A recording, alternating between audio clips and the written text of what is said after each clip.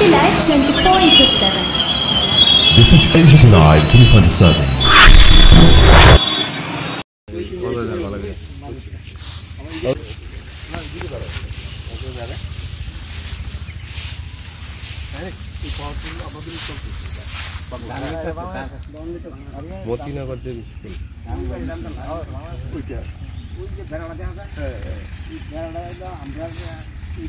ফুলতলি ভারত বাংলাদেশ সীমান্ত এলাকাতে আসছিলাম কৃষক সভার পক্ষ থেকে। আমরা এখানে প্রত্যক্ষ পর্যবেক্ষণ করার জন্য, কৃষকদের সঙ্গে কথা বলার জন্য, যে কাঁটাতারের বেড়ার বাইরে যে সমস্ত কৃষকরা তাদের জমি আছে, জমিতে ফসল করা, ফসল আনা, এই নিয়ে একটা সমস্যা আমাদের গোটা রাজ্যের মধ্যেই হচ্ছে। কৃষকরা ঠিকমতো জমি করতে পারছে না, ফসল আনতে পারছে না, এবং গরু নিয়ে যেতে দেয় না। পাওয়ার টিলার তো সবাই নেয়, পাওয়ার টিলার নিতে দেয়, কিন্তু আবার এটা নিয়ে অনেক সমস্যা তৈরি করে আর কি। আমরা একটা মিটিং ডেকেছি, এই মিটিংয়ের পূর্বে তাই আমরা এটা সরজমিনে কৃষকদের সঙ্গে অভিজ্ঞতা বিনিময় করার জন্য আমরা এখানে এসেছিলাম। এখানে কৃষকদের সঙ্গে যা দেখলাম, এখানকার যে পোস্ট আছে, যারা আছে এখানে, তারা একটু সহযোগিতা করে। সকাল 6টা থেকে রাত্রি 5:30 6টা অবধি গেট থাকে, কৃষকরা আসতে যেতে পারে, ফসল আনতে পারে। পাওয়ার টিলার নিয়ে তো ঠিকই আছে, এন্ট্রি করে যেতে হবে, কিন্তু গরু কোনো অবস্থাতে নিতে যায় না।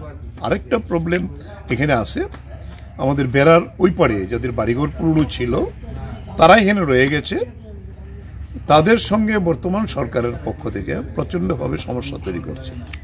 একটা সমস্যা হলো বিদ্যুতের, তারা বিল দেওয়া সত্ত্বেও লাইন কেটে দেওয়ার জন্য এসেছিল, বিক্ষোভ হওয়ার পরে কাটতে পারেনি। এখন আবার চেষ্টা হচ্ছে এটার জন্য। এখন বলছে যে মোবাইল নিয়ে যেতে পারবে না, ইলেকট্রনিক্স জিনিস নিয়ে যেতে পারবে না।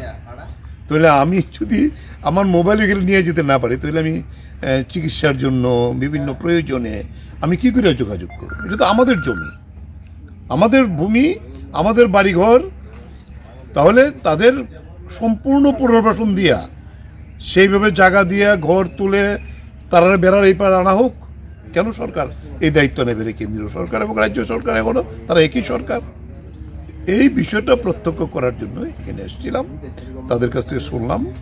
আমরা যে শুনে এসেছিলাম সঠিকভাবেই বিএসএফের সঙ্গে আমরা কথা বলেছি, তারা বলছে যে আমরা চেষ্টা করছি যাতে তাদের কোনো অসুবিধা না হয়। কিন্তু তাদের উপর তো নির্ভর করে না, নির্ভর করে কেন্দ্রীয় সরকার এবং বর্তমান রাজ্য সরকার। এই বিষয়টা বর্তমান রাজ্য সরকারের কোনো ভূমিকা নেই এই ক্ষেত্রে, তারা কোনো ব্যাপারে খোঁজখবরই রাখে না। এখন পঞ্চায়েতও যা আছে তারাও সাহায্য করে না। এটা সব জায়গাতে একই অভিযোগ আসছে। এই হলো বিষয়টা।